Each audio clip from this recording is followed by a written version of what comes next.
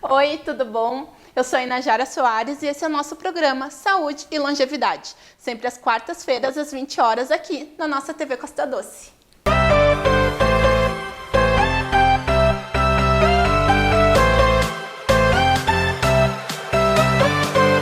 Oi, tudo bom? Sejam todos muito bem-vindos no nosso programa Saúde e Longevidade.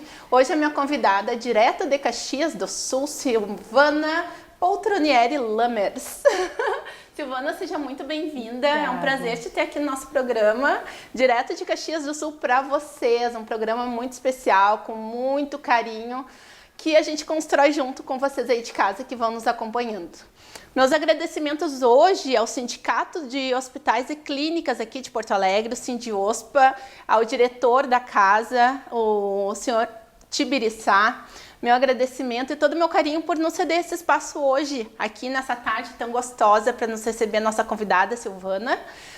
Gostaria de agradecer também um dos nossos apoiadores, Strike, o Norberto e a Stephanie lá do Empório, que fizeram minha make, meu cabelo maravilhoso, né, que a mulherada adora. Acompanhem também.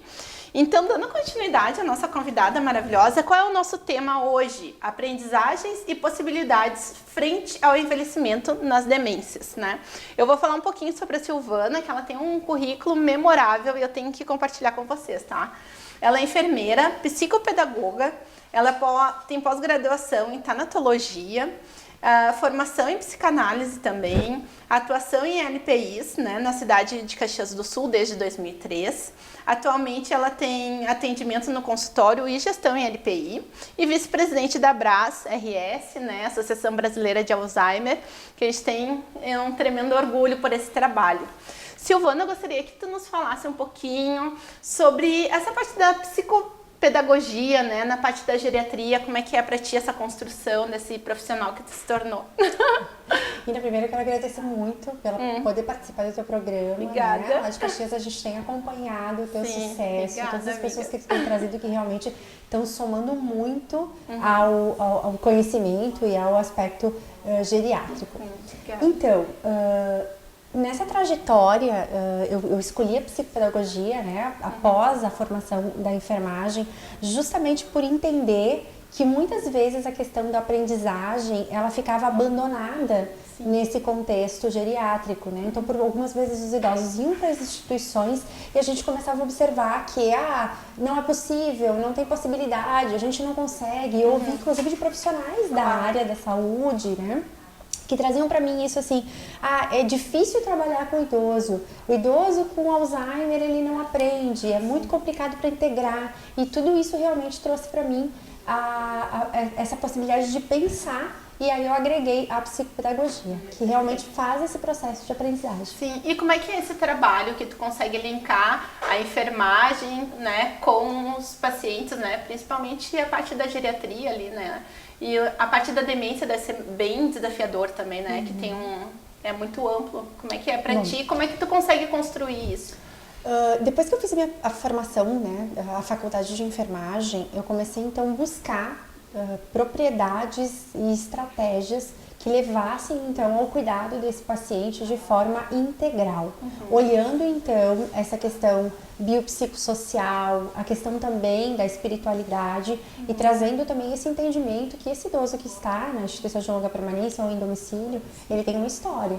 E dentro dessa história, a gente precisa ver então também o que é que ele gostava de fazer, né? Podendo resgatar essas memórias, eu comecei a ir em busca realmente dessa estimulação cognitiva. Eu gostaria de saber também, Silvana, a parte de acordo com a tua formação com ciclos da vida, né? Até chegar no envelhecimento, o que te trouxe todo esse estudo, né, da tua formação para a parte com esses pacientes que está trabalhando na parte das demências, né? Como é que é para ti? Como é que tu conseguiu construir isso? Compartilha conosco. É importante, Inajara, que a gente entenda que todo o aspecto do envelhecimento, ele envolve todo o processo de formação do ser humano. Nós falarmos de envelhecimento sem falar da infância, né, da adolescência, da vida adulta dessa pessoa, da nossa pessoa, né, nós precisamos fazer essa compreensão que no envelhecimento, o idoso ele vai ter as características que ele carregou durante todo o ciclo da vida. A psicopedagogia ela faz essa conversa entre os ciclos. podendo entender quais foram os aspectos que deram iniciação a esse idoso, que depois a gente vai chegar lá na ponta, né? Qual foi a característica de aprendizagem que ele teve, que forma ele foi criado. Então, quer dizer, o idoso de Porto Alegre ele tem uma característica, o idoso de Caxias do Sul ele vai ter outra característica. Né? Dentro desse contexto e analisando a história, a gente vai conseguir realmente buscar uma forma efetiva de traduzir e conseguir realmente fazer alguma atividade. Sim, né? E por isso é importante os ciclos, né? A gente ter esse entendimento dos ciclos da vida, para quando chegar no idoso, né? A gente ter todo esse emaranhado que é tão essencial, né, para o entendimento e o tratamento desse paciente posteriormente, né. Silvana, tu atende muito na parte do consultório, a parte da psicanálise também, né, que é muito rico, né, e eu acredito que é muito recompensador também na parte da gente tratar essa parte no consultório. Como é que é pra ti? Como é que tu consegue construir isso, né, esse trabalho tão bonito? Então, fazendo realmente essa conversa inicial, que a gente estava falando dos ciclos, todo ser humano, ele nasce, cresce, a gente aprende isso desde pequenininho, né? Sim, a gente nasce, cresce, reproduz, fica velho e morre.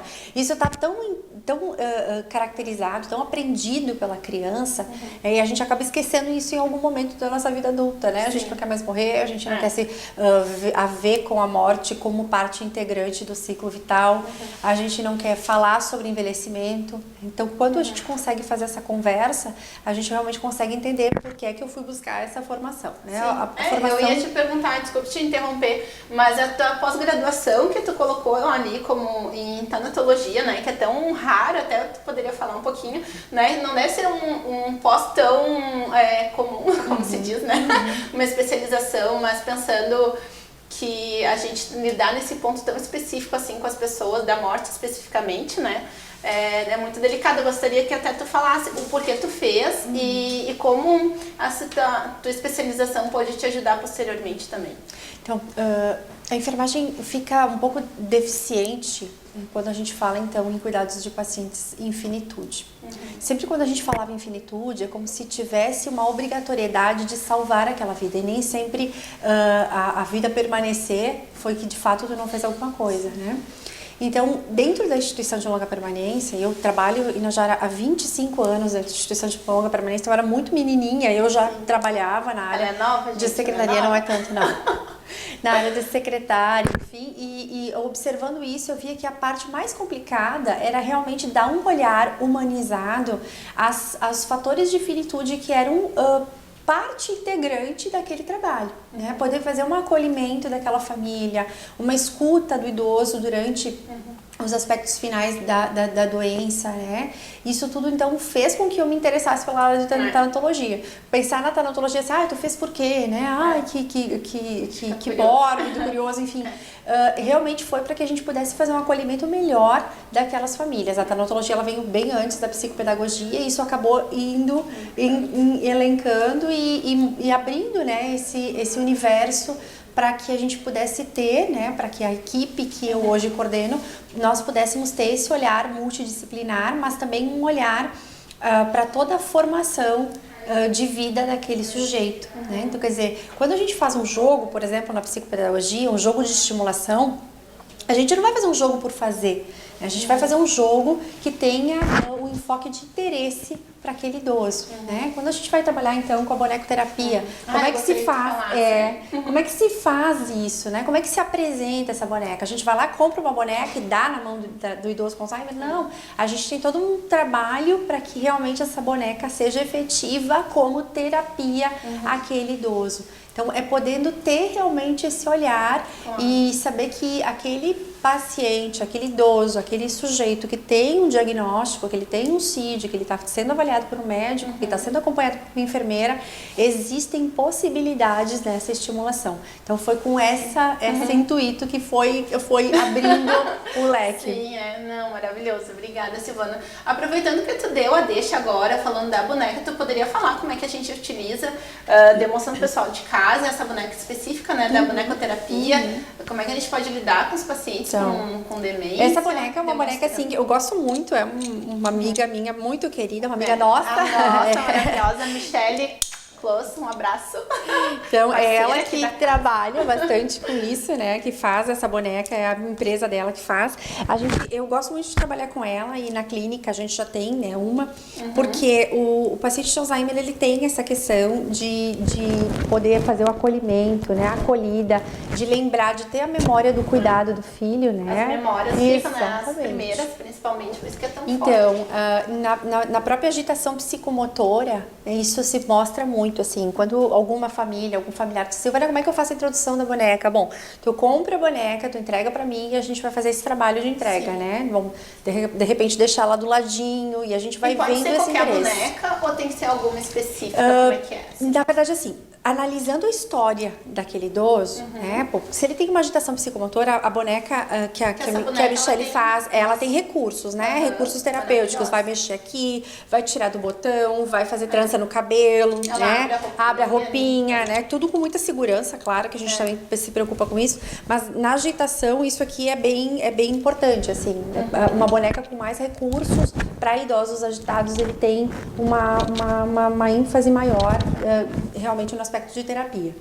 Mas aquela mãe, por exemplo, aquela idosa, que é toda, tem aquela maternagem, ela vai se dar muito bem, por exemplo, com os bebês grandes, aqueles bebezão que a gente encontra, né, com valores bem acessíveis. Ela vai se dar bem com aquele bebê para realmente ter aquela sensação de ter um bebê no colo. Então, bichinhos de pelúcia para alguns idosos dá muito certo. Tem alguns bichinhos que agora tem recurso, né, que latem, que miam, né?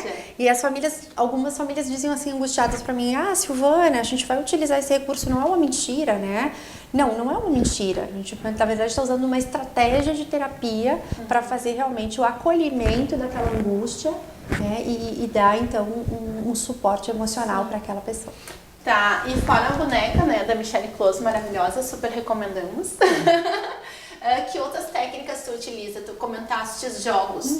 Eu consigo utilizar, agora indo pra tua parte assim específica, né? Eu consigo diferenciar numa loja de brinquedos, eu que sou mãe, por exemplo, né?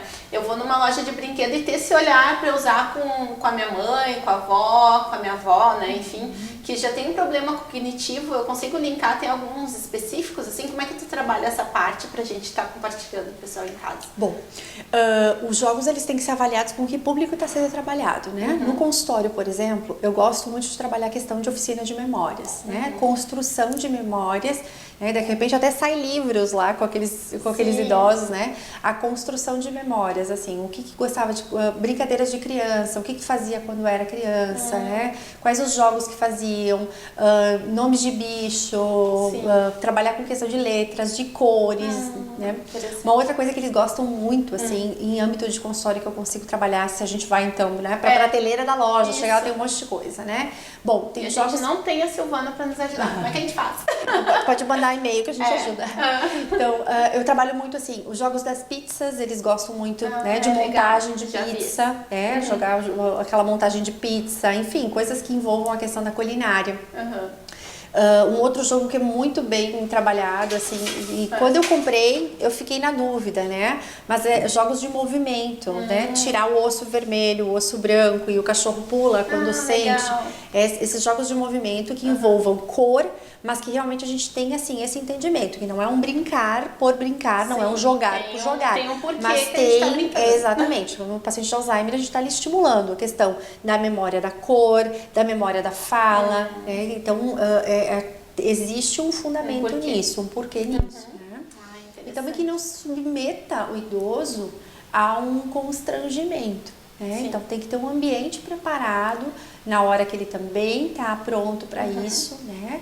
E alguns familiares dizem, isso é impossível. E aí quando a gente vai lá e faz, eles dizem, eu não acredito que ele fez, faz sim, e existem possibilidades. E agora uma curiosidade que me veio, né? Tu retratou ali, demonstrando a boneca, né, lá da Michelle Close. Eu consigo utilizar nos homens também, porque homens têm aquele carinho afetivo de pai, de avô. Consigo usar não só com a mulher, assim, que a gente pensa em pentear cabelo, trocar roupa.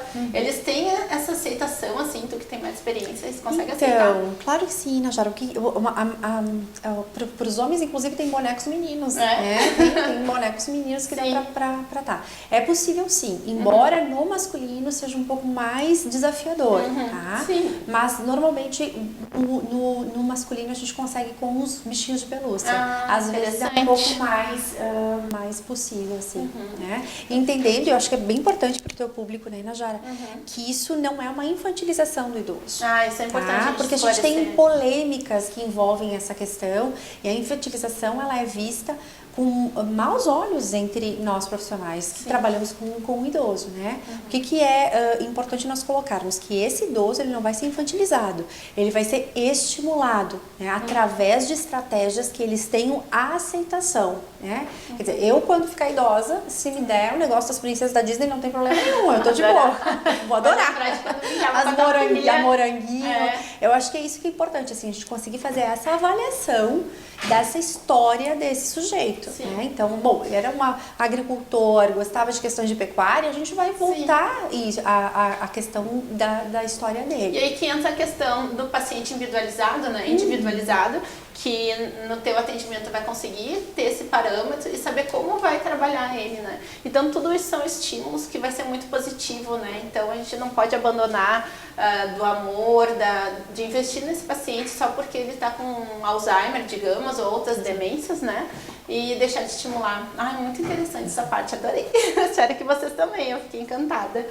Bom, e nisso tu consegue trabalhar no consultório não só com os idosos, mas com crianças, na parte da psicanálise, como é que é esse teu atendimento dentro dos ciclos da vida, voltando lá para os ciclos da vida, tu consegue esses manejos também com outros pacientes, na parte da psicanálise, que é tão rica também, né?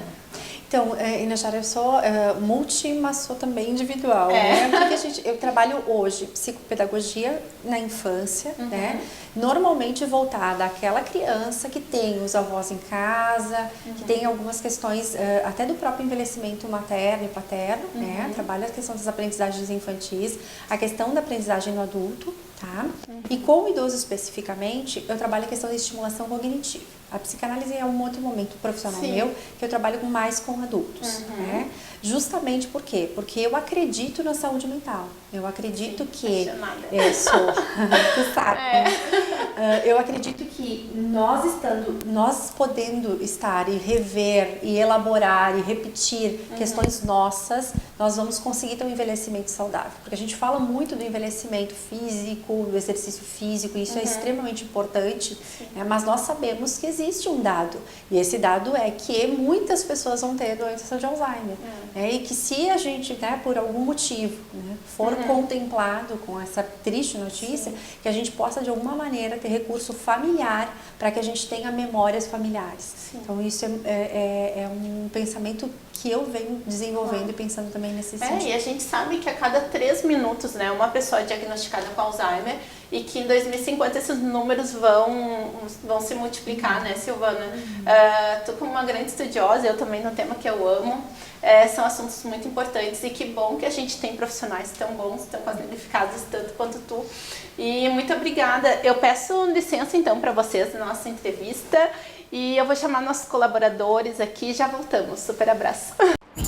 Agora o Strike, centro de entretenimento, além de todos os espaços diferenciados que vocês já conhecem, está lançando uma hamburgueria. É Strike Burger, e vocês vão poder pedir os melhores e mais saborosos lanches no conforto de suas casas. Basta ligar para um dos nossos números que estão aqui embaixo. Telefone, WhatsApp ou pelo nosso site, mas se quer comodidade e agilidade mesmo, peça pelo aplicativo Tia Delivery. É muito simples. Basta você entrar no aplicativo, fazer um cadastro rápido caso você não seja cadastrado, clicar no ícone Strike Burger e selecionar um de nossos deliciosos lanches. E pronto, logo o melhor e mais saboroso lanche de Guaíba e região estará na sua casa. Strike Burger, dê um strike na sua força.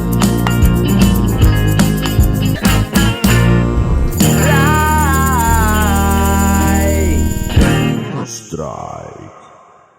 Tudo bom? Estamos de volta aqui com a nossa convidada Silvana Lammers, direto de Caxias do Sul, aqui no Sindiospa em Porto Alegre, gravando para vocês. Todo o nosso carinho e agradecimento por esse espaço. Silvana, dando continuidade no nosso bate-papo, que está muito bom, eu gostaria que tu falasse para nós, como responsável técnica em instituições de longa permanência, né? Falando de modo geral, os antigos asilos, mas é a maneira correta da gente estar pronunciando as ILPIs, instituições de longa permanência. Como é que é o teu trabalho na parte do cuidador, né? Dentro dessas instituições? Bom, o responsável técnico, na verdade, ele tem toda uma abrangência, né, desde a resposta a demandas jurídicas, enfim, né, trabalho junto com o advogado da instituição, até mesmo diretamente na execução, né, na execução do cuidado. Hoje, o meu olhar específico, assim, ele é muito voltado ao cuidador. Eu sempre acredito que uma equipe muito coesa, onde ela tem um espaço de escuta, de acolhida, de poder realmente ser parte integrante daquela instituição, vai ter de fato um cuidado àquele idoso que está sendo cuidado, né? Que está institucionalizado para receber esse cuidado.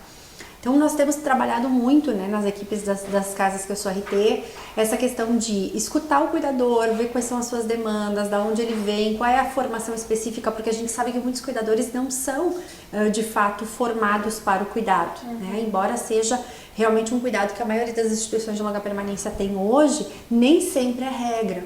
Então, de fato, assim, poder dar instrumentalização, aprender a cuidar, né? Como é que se faz isso? A gente tem toda uma questão do afeto, mas o cuidado técnico da execução, ele precisa ser aprendido.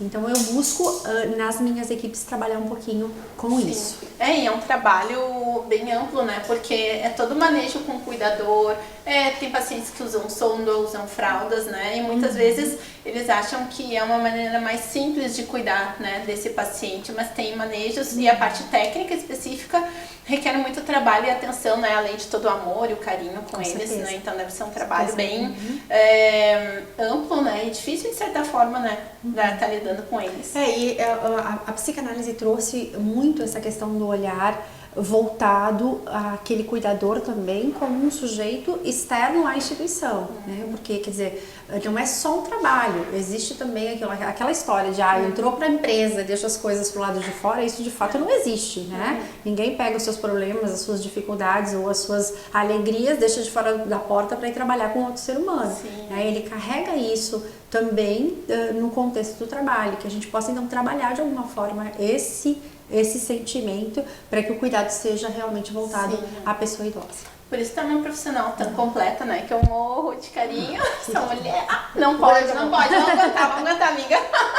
Tá de longe. Mas é verdade, né? Não é tietando mesmo, mas eu tenho um grande orgulho das amigas que a gerontologia me trouxe, em especial tu. E eu não poderia de estar, assim, falando todo esse carinho e amor que eu tenho por ti.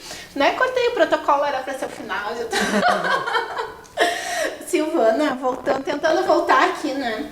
E dentro dessas, como é que tá em Caxias do Sul, né? Tu que tá na Serra, essa parte com as instituições de longa permanência perante essa pandemia que a gente está vivendo com o coronavírus, né? Como é que é essa tua realidade lá?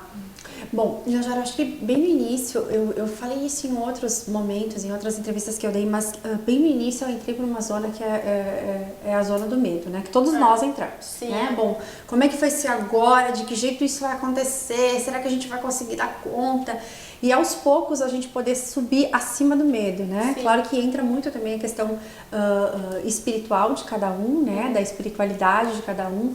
Mas realmente pedir lá para o Criador que nos desse uma luz no meio daquela confusão toda, mas poder olhar que algumas coisas a gente já fazia. Quer dizer, o álcool gel já fazia parte da rotina da instituição de longa permanência, ou deveria fazer, né?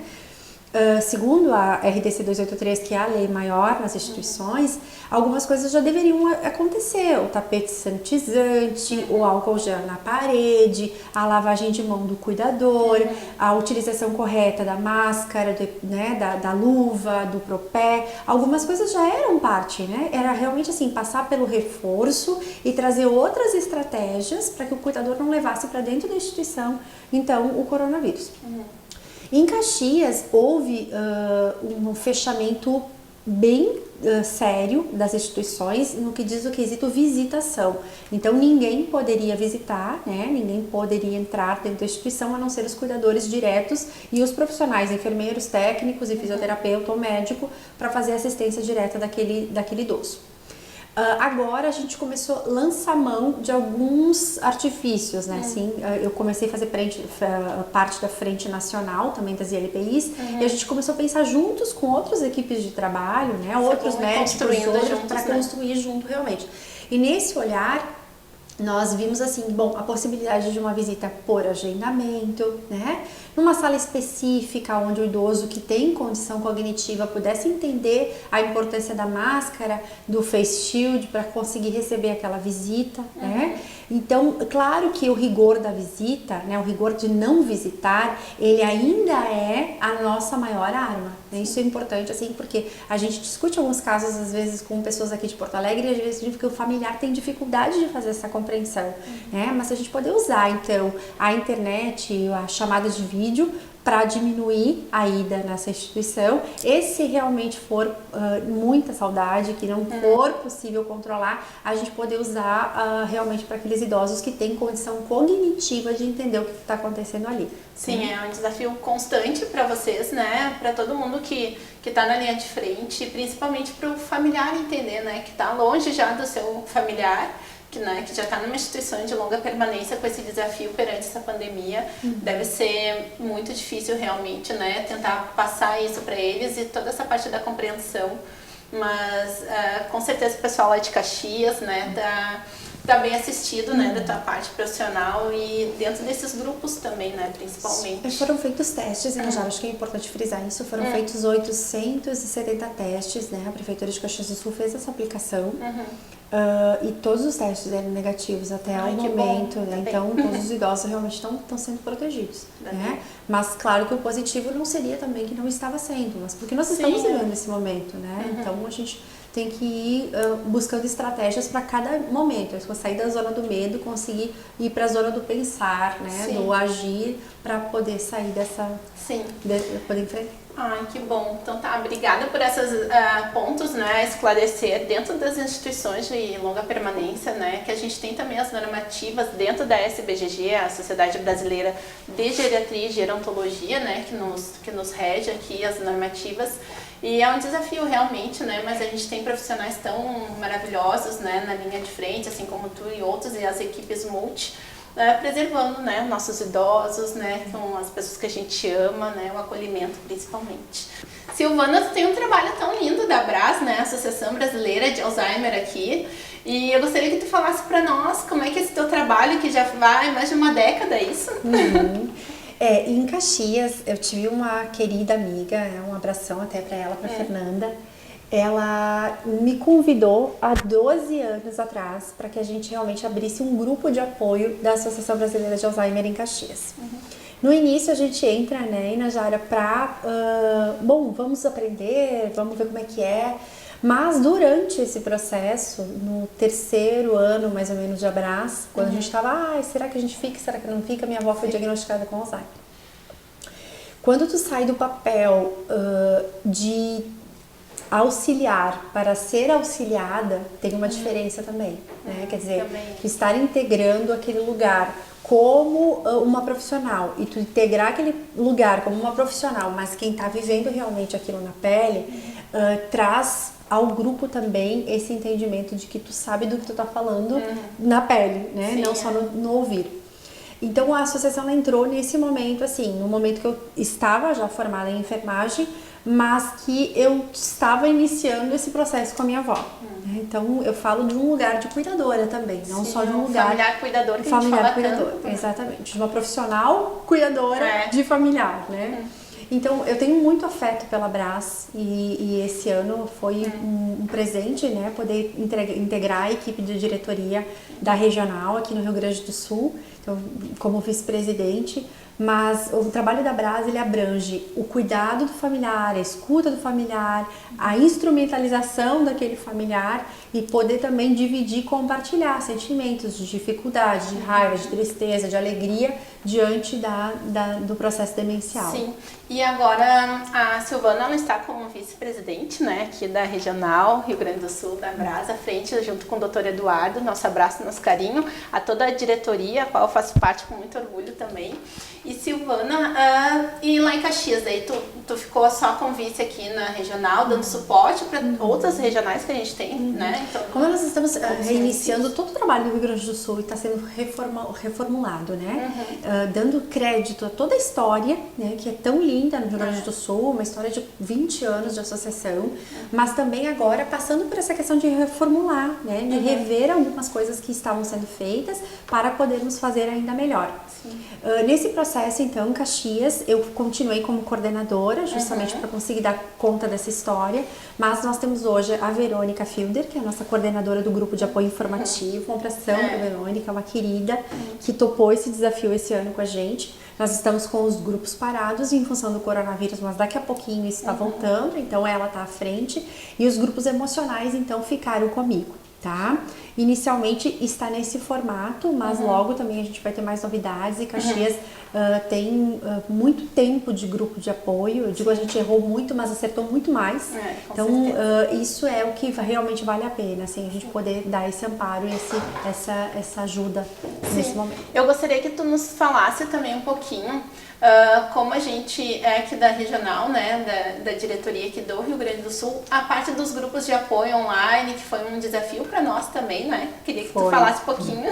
Tu participou, inclusive, ministrando né, com bate-papo com os grupos. Como é que foi essa experiência e compartilhar um pouquinho com o pessoal de casa? Então, a associação aqui no Rio Grande do Sul, né, com a direção do Dr. Eduardo Sabe, realmente na presidência, nós começamos a pensar estratégias de como é que nós íamos dar conta disso. A Nacional parou também, né, e a gente segue as orientações da Nacional, mas começamos a pensar como é que a gente ia fazer. E a gente teve o privilégio de fazer os primeiros grupos, né, ser os pioneiros nos grupos de apoio através das plataformas, né, do Meet, do Zoom, enfim. A gente fez alguns testes e hoje, então, eles estão funcionando. Quem está coordenando nesse momento é a Gisele Variani, aqui em Porto Alegre, porque abraço pra gente. O grupo aqui de Porto Alegre, ele é um grupo da regional, né? E nas outras cidades, então, eles se reportam às subregionais daquela cidade. E a gente conseguiu fazer, então, o primeiro grupo logo no início ali da pandemia, que foi no mês de abril, que foi o primeiro. E depois em maio já teve outro, e a gente já está sempre com grupos sendo agendados, e realmente a experiência está sendo maravilhosa, a participação é mais uma aprendizagem, né, Najara? Acho que a gente poder é um desafio, usar esse recurso, né? E a importância também dos grupos de apoio, né, ser tão essencial para o familiar cuidador ou para quem é cuidador, né, exatamente, para quem está em casa, para quem está na linha de frente, né, Silvana, esse trabalho que é tão rico, né, tu mais do que ninguém sabe como é importante esse trabalho imprescindível, né, para as pessoas, e esse apoio emocional também, que ali eles conseguem trocar, né. Queria que tu falasse um pouquinho como é que funciona, de repente, mais a parte emocional para eles, como é que funciona, porque de repente o pessoal de casa não tem essa noção tão abrangente do que é os grupos de apoio dentro da associação. Bom, o grupo de apoio emocional, por exemplo, ele é um grupo que ele abrange poucas pessoas, né? Pelo menos no formato que a gente tem seguido aqui no Rio Grande do Sul, aonde esse familiar ele vai ser escutado, ele vai ter uma escuta sem julgamento. Bom, a partir de, claro que nada que coloque o idoso atendido em risco, mas a partir da visão dele, né? Porque uma coisa, né, Najara, a gente como profissional, ir lá e dizer, bom, tem que fazer desse jeito, né? Que a gente está falando da bonecoterapia, tem que ser assim. Não tem que ser assim.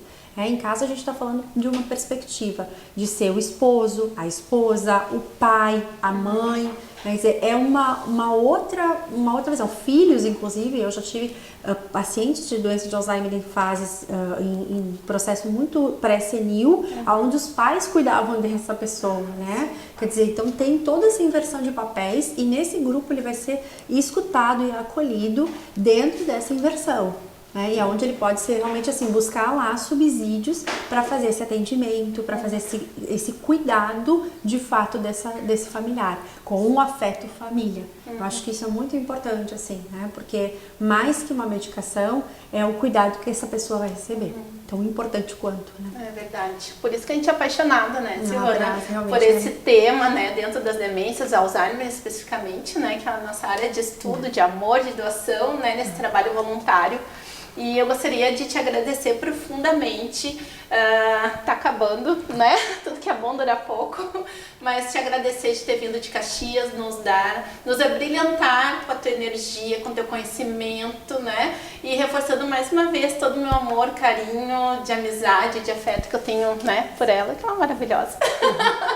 Então, muito obrigada, Silvana, de coração, por esses momentos tão ricos e especiais para mim, particularmente. Eu gostaria que tu deixasse, então, teus telefones para contato, né, tua página, o pessoal contato da nossa página também dentro da Brasa RS, aqui temos Instagram, Facebook, né, quem quiser aprofundar mais o conhecimento sobre o nosso trabalho, mas os teus especificamente.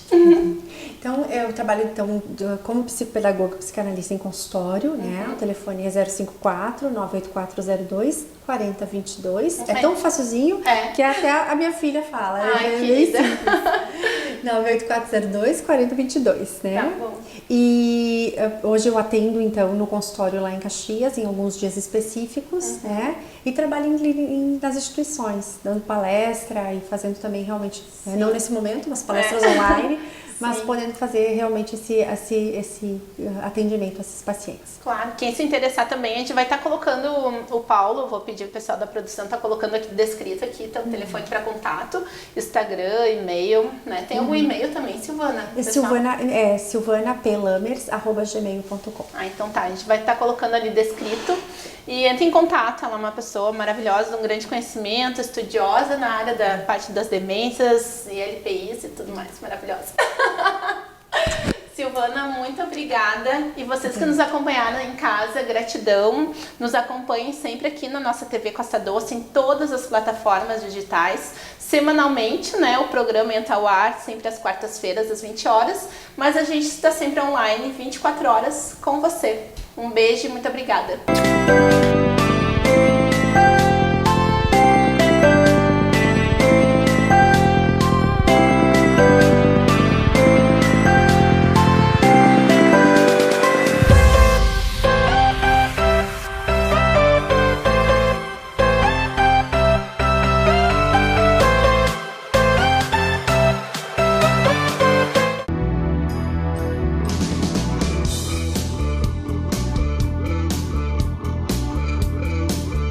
Recopeças, peças novas e recondicionadas, toda a linha de peças para motores, linha de lubrificantes com menor preço. Seu carro precisa de peça? Vá na Recopeças, Avenida Castelo Branco 3446.